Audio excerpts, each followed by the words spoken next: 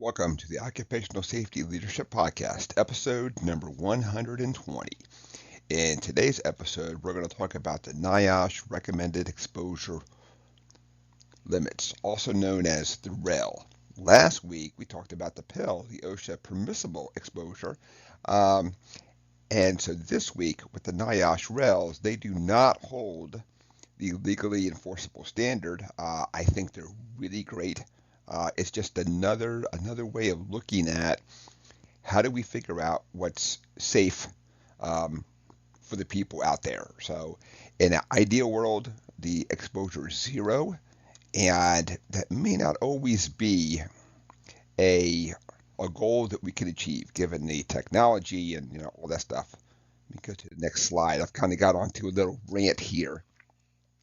So why don't we just go over a definition of what the REL is? So it's going to be recommended that this is the amount of concentration of a substance in the workplace that most workers can be exposed to for a typical 10-hour workday or a 40-hour work week without experiencing adverse health effects.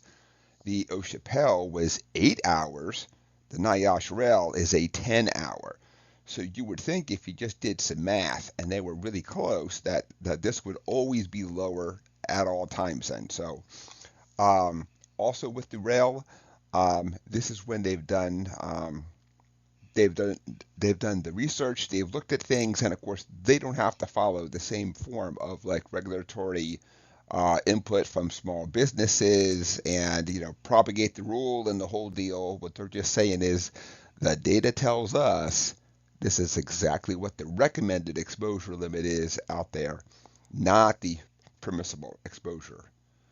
Let's go to the next slide here. So last week we did talk about a couple of the acronyms that you can find associated with the PEL.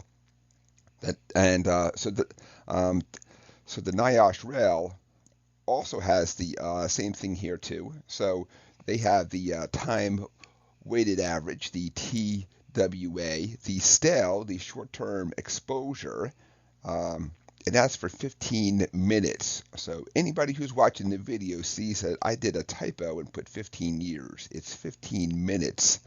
Um, the ceiling, C, is going to be something that can never be exceeded. And one that I like that they put in here, and hint, hint, it would be pretty awesome if you did too, OSHA.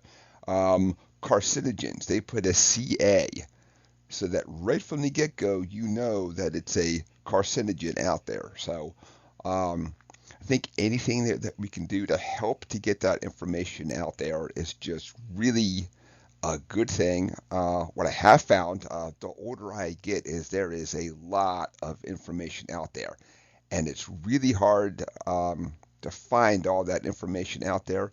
The guys here at NIOSH have done a great job of sitting down, and they're focused on the data only. Of course, they're obviously not enforcing rules and standards and all that, but they're just basically saying scientific data, scientific studies, this is what we have, and this is what the recommended exposure limit is. So I think they've done a really good job of this stuff then. So, but once again, this is not the legally enforceable standard, and it's also based off of a 10-hour workday. We do see where more companies are going to a 410 schedule. So I've done that quite a few times and loved it because I always had one day off to get my stuff done. Um, and this is not based off of the 8-hour work shift then. So that is it for episode number 120, the NIOSH RELs. Thank you for joining me.